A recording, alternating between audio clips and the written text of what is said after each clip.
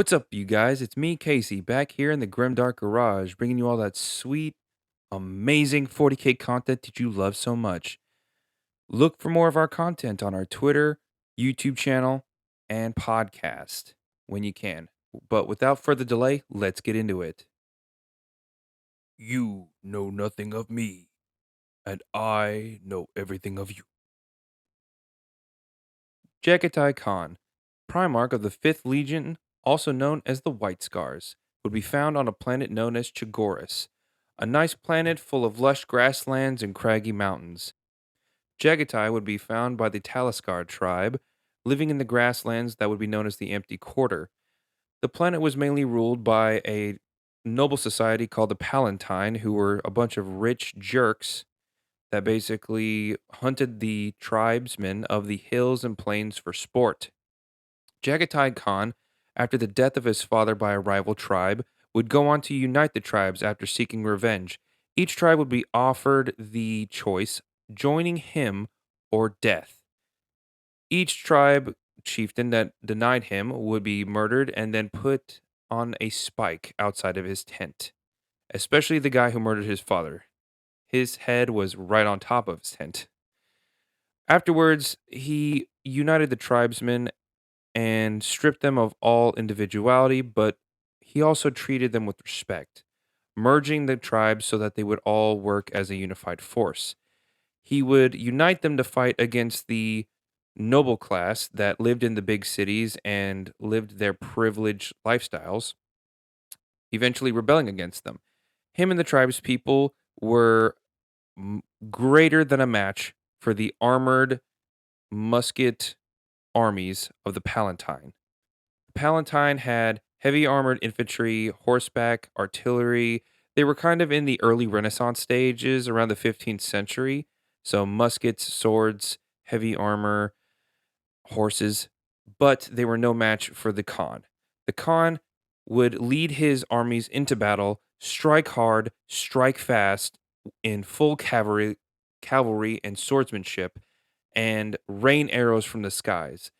Before you knew it, the weakest part of your formation would be attacked, and then as soon as you would react, they were gone, and you had a bunch of arrows coming down on you as you were trying to get ready to fight again. It was these quick, fast, and decisive tactics that the Khan and eventually his legion would be known for.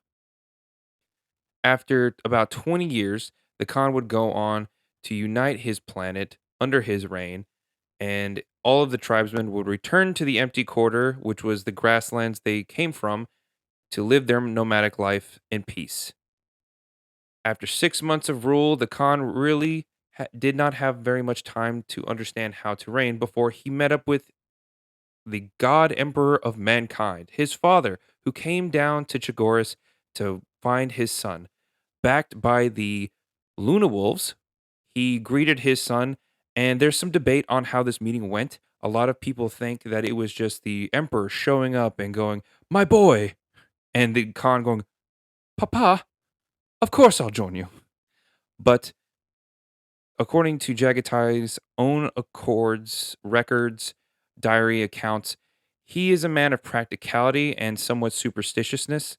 He saw the emperor as a conqueror, much like he was, basically holding out his hand and offering his love, but actually, in all practicalness, was saying the same that he did to the tribes of Chagoris: join me or die.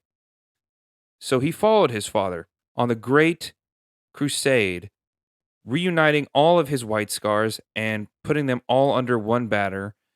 He would lead the White Scars out to stride amongst the stars and fight the enemies of mankind, descending upon them like a great storm, striking at their weak points, fast, quick, and then fading away.